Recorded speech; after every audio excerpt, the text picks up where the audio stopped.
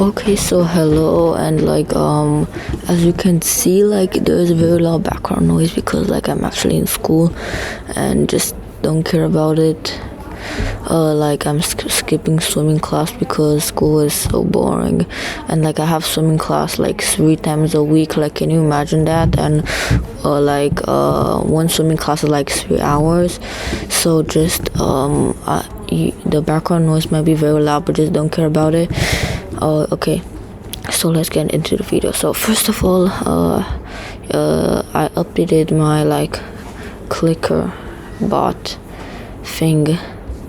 Well, never mind. So first of all, get into your code editor. I like VS Code. First of all, you kind of have to import Paraguay and import time. Just before we start, I'm going to tell you something.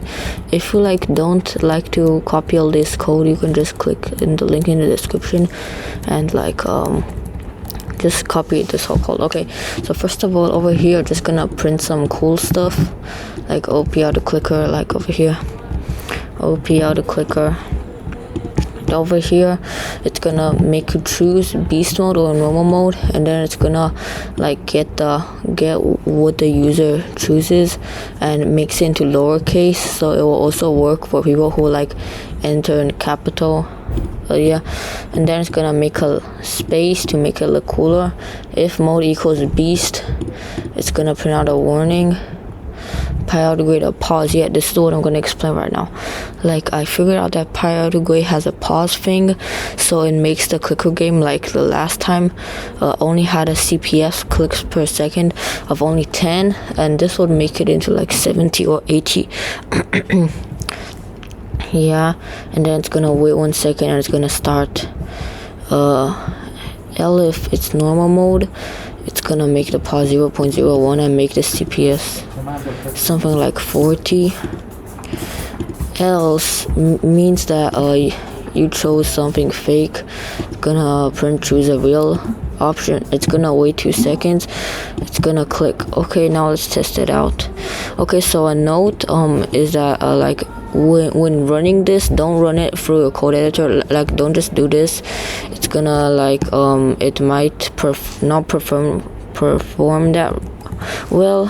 So just go into default ideally, or just search the file name. For example, mine is called AutoClicker 2.0.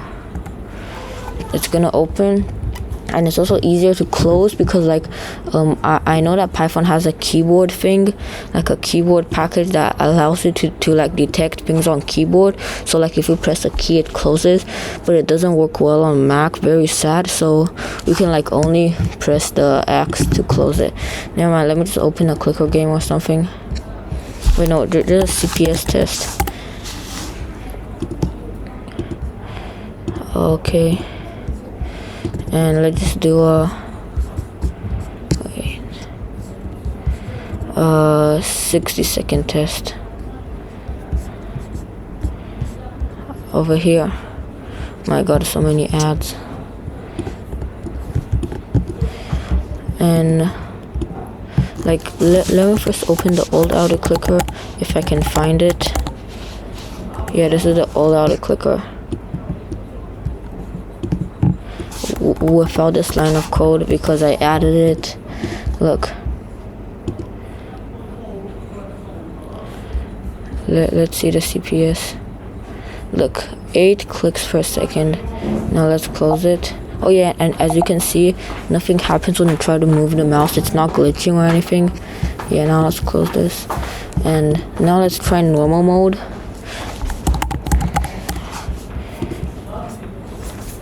Now as you can see, normal mode. Oh yeah, I have to restart the test because this clicks per second also depends on well, never mind, it's kind of hard to explain. Well, never mind. Look, as you can see, the mouse is a little bit glitching because it's clicking too quick. Never mind, let's just over here. Look, about 38 clicks per second. Sorry about my voice is a little cracky. Just don't care about it. Okay, now time for the beast mode. it's gonna be super glitchy. Oh my god, look, like 70 clicks per second. Whoa.